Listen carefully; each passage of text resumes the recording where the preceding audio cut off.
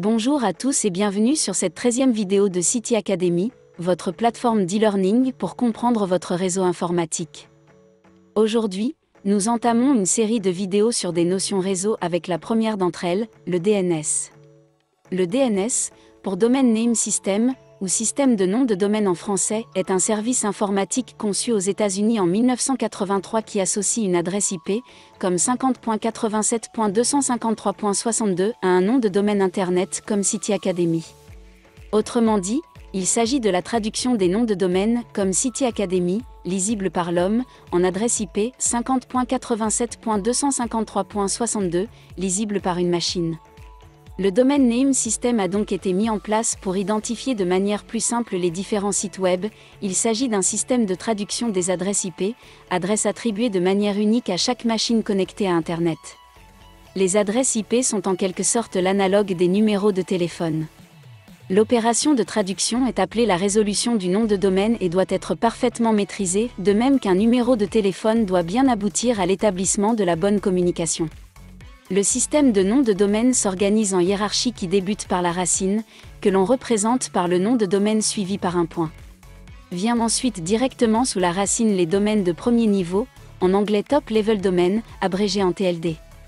Il existe des domaines génériques comme .org ou .com, on parle alors de GTLD, ou des domaines nationaux comme .fr ou .be, on parle alors de CCTLD, pour Country Code TLD. Vient ensuite, séparé par un slash, l'ensemble des pages et sous-pages du site sur lequel vous vous trouvez. Afin d'accéder à un nom de domaine, un équipement va soit interroger ses mémoires caches, comme celle du navigateur web, ou directement un serveur dit récursif ou résolveur. Ces serveurs vont parcourir la hiérarchie DNS et faire suivre la requête à un ou plusieurs autres serveurs de nom pour fournir une réponse.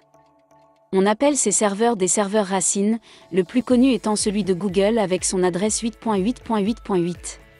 Lorsque vous cherchez à accéder à un domaine spécifique, votre machine va interroger chaque serveur racine afin de demander si l'un d'eux connaît le site que vous recherchez, afin de vous fournir son adresse IP.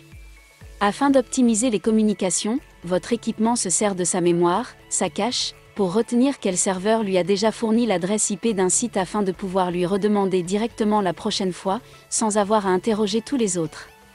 Les adresses IP de ces serveurs récursifs sont souvent obtenues via DHCP, notion que nous traiterons dans notre prochaine vidéo, ou encore configurées directement sur la machine hôte. Chaque domaine possède au moins 2 serveurs qui connaissent son adresse IP et font autorité pour un domaine. Cela signifie que lorsqu'un de ces serveurs a répondu, aucun autre ne sera interrogé. Cette organisation permet au réseau Internet de ne pas subir de discontinuité en cas de perte d'un serveur, tout en optimisant au maximum les communications. Les serveurs racines sont gérés par 12 organisations dans le monde, 2 européennes, une japonaise et 9 américaines. Ces serveurs reçoivent plusieurs dizaines de milliers de requêtes par seconde quotidiennement. Voilà qui clôt notre vidéo sur le DNS. Notre prochaine vidéo traitera de la notion d'adressage IP automatique, le DHCP. Merci d'avoir regardé cette vidéo et nous avons hâte de vous retrouver sur nos prochains modules City Academy.